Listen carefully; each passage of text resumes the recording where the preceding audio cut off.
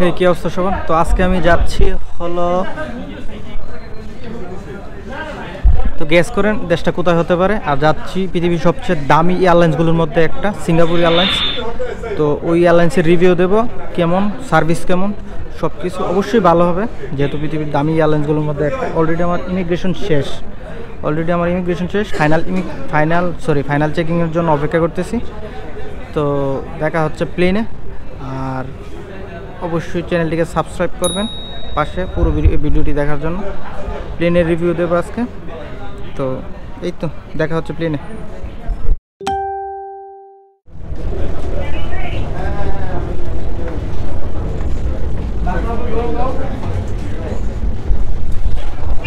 তো boarding gate পার হইতেছি, দেখা হচ্ছে প্লেনের ভিতর।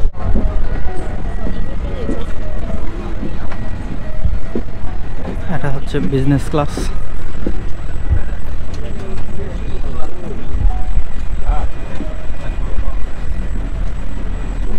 তো আমরা এখন যাচ্ছি ইকোনমিতে, এটা হচ্ছে বিজনেস ক্লাস।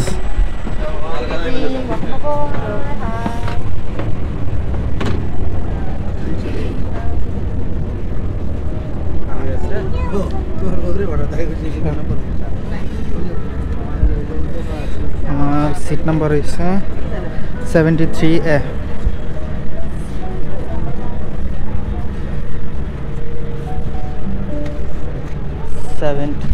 একদম শেষে।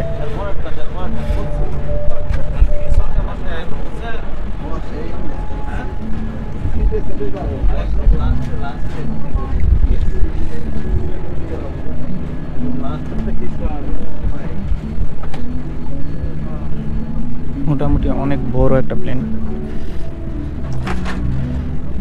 স্মুথ একটা মিউজিক বাজতেছে ব্যাকগ্রাউন্ডে।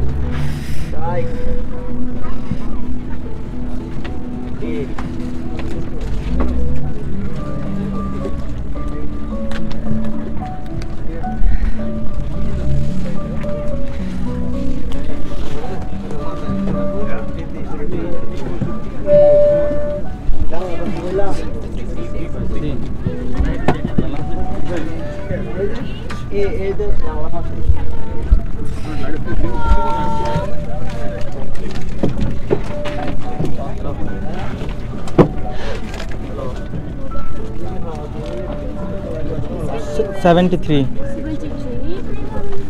Back side. Could you step aside, please?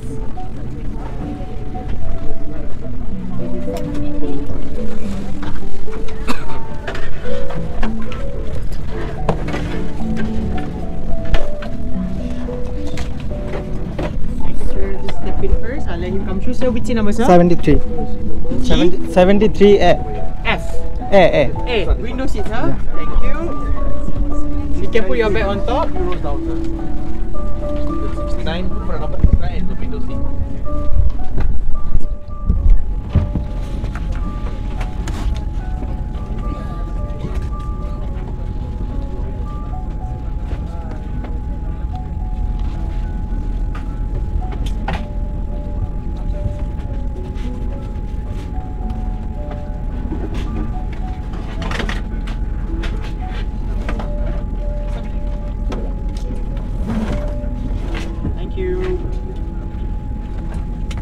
তো এই তো আমি এখন প্লেনে একদম ব্যাক সাইডে, একদম পিছনে উইন্ডো সিটের জন্য। উইন্ডো সিট সব ব্লক হয়ে গেছে। আমি চাইছি, একটা আবদার করছি উইন্ডো সিটের জন্য, তো আমাকে দিয়েছে, বলছে যে একদম পিছনে। আমি কি সমস্যা না, একদম পিছনে। এই অবস্থা। আর সিঙ্গাপুর এয়ারলাইন্স দামও একটু বেশি, আর আপনার সব সুযোগ সুবিধা আছে। আমি দেখাই যদি এখানে একটা আপনার চার্জারের পয়েন্ট আছে, একটা সুন্দর একটা স্ক্রিন আছে, এলইডি স্ক্রিন, একটা সুন্দর একটা স্প্রে আছে। এটা একটু প্রবলেম আছে, সমস্যা নেই। একটা পাতলা একটা কম্বল দিচ্ছে।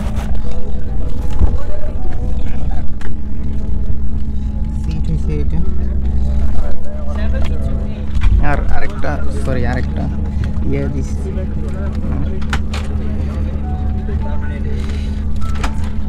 একটা ইয়ারফোন দিছে এয়ারলাইন্স থেকে, একটা ইয়ারফোন। আচ্ছা, আমাদের প্লেন অলরেডি টেক অফ করে ফেলছে।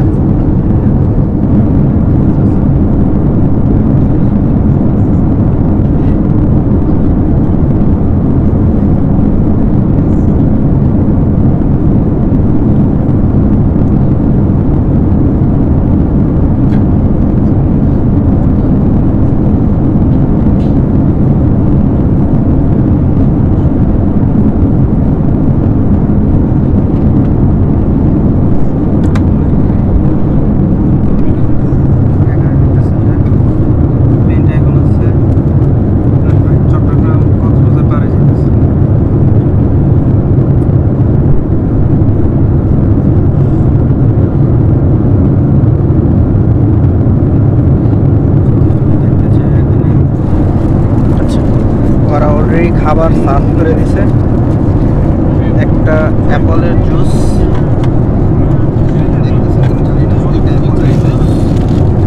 একটা ডেজার্ট,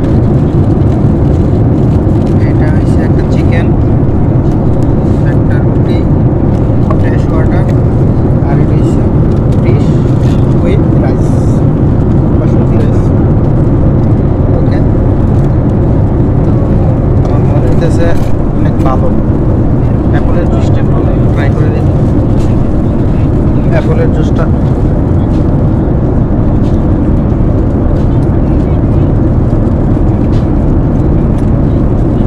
অসাধারণ।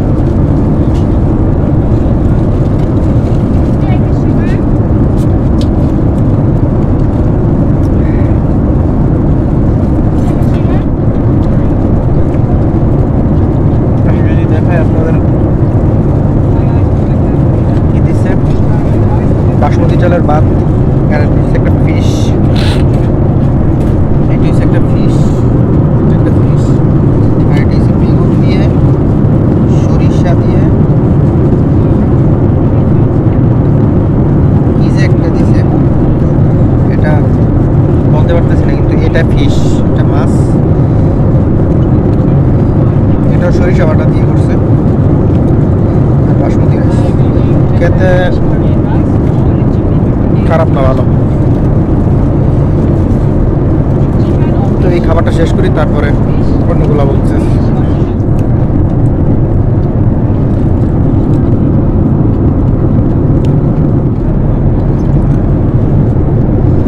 এটা ওভার 1 out of 10, এটা 7, একদম বাজে। আমার কাছে ভালো লাগছে না, আমার কাছে ফিশ উইথ রাইস ভালো লাগছে। মাছটা আমি একদম কাটা ছিল,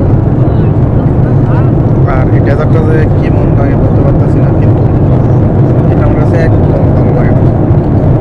এই যে চিকেনটা দিচ্ছে ভালো লাগে না,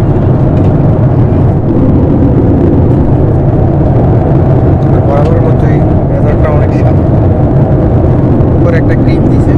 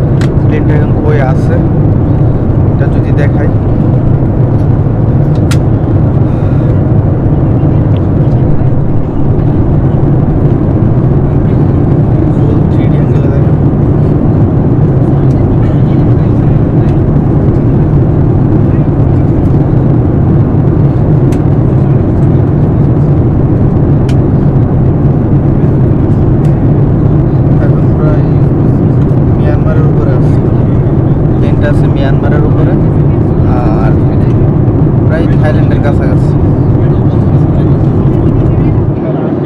আর এখন আমি ঘুম দিব, কারণ প্রায় 1টা বাজে গেছে, 1টার উপরে বাজে। একটা ঘুম দিব আর চেষ্টা করবো একটা মুভি দেখার জন্য।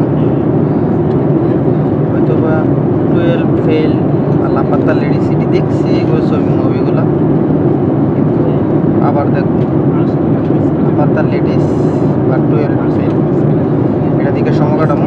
আর গান মিউজিক আছে, মিউজিকের মধ্যে মিউজিক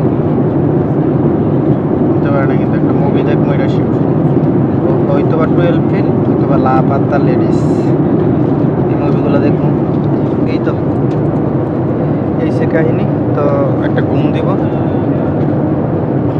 না দিলে একদম বাইরে একদম অন্ধকার, কিছুই দেখা যায় না। আর এখন একটা ঘুম দেওয়া লাগবে, ঘুম দেওয়ার সেরা দেখি কতটুকু আগাইতে পারি। আর অভালো প্লেন জার্নি সবসময় বিরক্তিকর। এখন একটা ঘুম দিব, এই তো দেখা হচ্ছে 1 থেকে 2 ঘন্টা পরে দেখা হচ্ছে। তো ততক্ষণ পর্যন্ত সাথেই থাকুন, একটু দেখি ঘুমানোর চেষ্টা করে ঘুমাইতে পারি নাকি না। এই তো দেখা হচ্ছে একটু পর। আমরা এখন সিঙ্গাপুরের কাছাকাছি চলে আসছি, আর কিছুক্ষণের মধ্যে সিঙ্গাপুর ল্যান্ড করব প্লেনটা। এই আমি এখন আসছি সিঙ্গাপুর চাঙ্গি এয়ারপোর্টে, মাত্র ল্যান্ড করলাম টার্মিনাল 3-তে। তো এখন স্কেটিং দিয়ে টার্মিনাল 2-এ যাব। আমার বোর্ডিং গেট হচ্ছে F40। তো এখান থেকে ট্রেনের জন্য অপেক্ষা করতেছি, স্কাইট্রেন দিয়ে টার্মিনাল 2-এ যাব। আর সিঙ্গাপুর অবশ্যই আপনারা জানেন, সিঙ্গাপুরে যে এয়ারপোর্টটা এটা বিশাল বড়, একটু প্যাস লাগবেই। প্যাসের কিছু নেই, বোর্ড যদি খেয়াল রাখেন সবসময় তাহলে প্যাসের কিছু নেই। তো আমি এখন দিয়ে স্কেটিং দিয়ে টার্মিনাল 2-এ যাচ্ছি। দেখা হচ্ছে টার্মিনাল 2-এ। এখন যাচ্ছি স্কাইট্রেনে।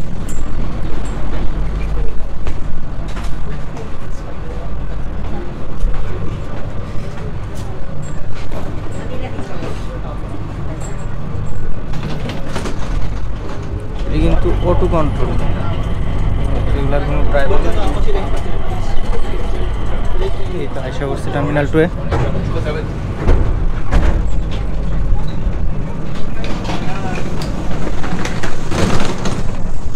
আচ্ছা, আমি এখন আছি আমার পরবর্তী ডেস্টিনেশনে যাওয়ার জন্য, সিঙ্গাপুর চাঙ্গি এয়ারপোর্টে।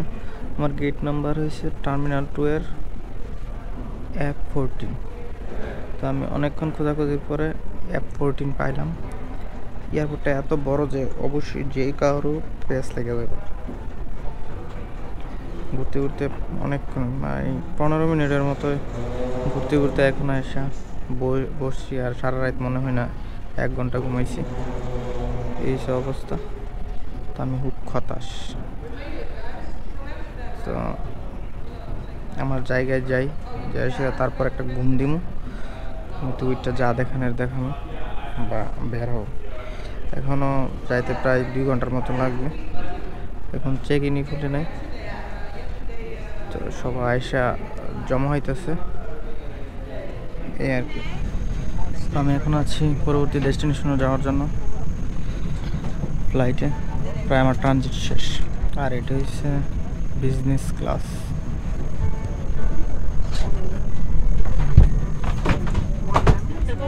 আমি প্লেনে এখন বসলাম দ্বিতীয়বারের মতো।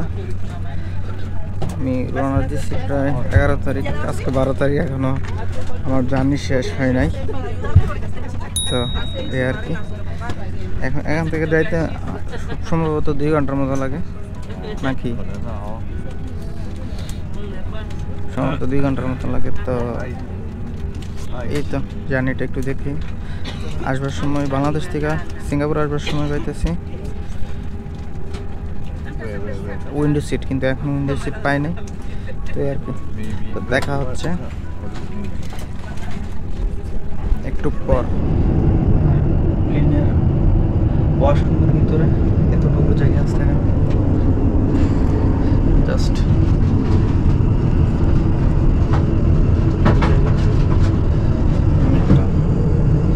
Basin, hand wash, tissue,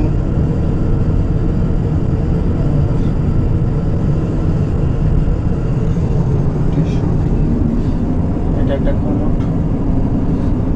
high commode থাকে।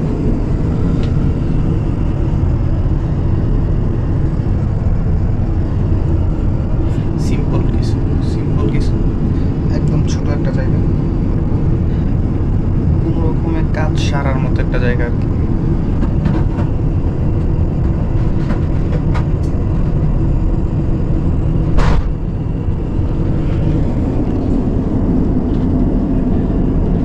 চাপ দিয়েছে ফ্লাশ করে।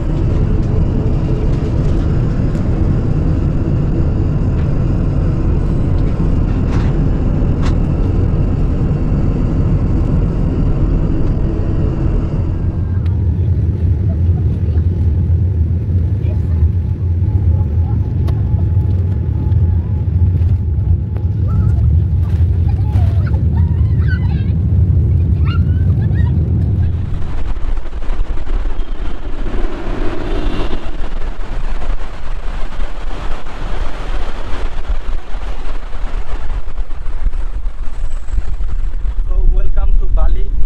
আমি এখন আছি বালির একটা বিচের কাছাকাছি।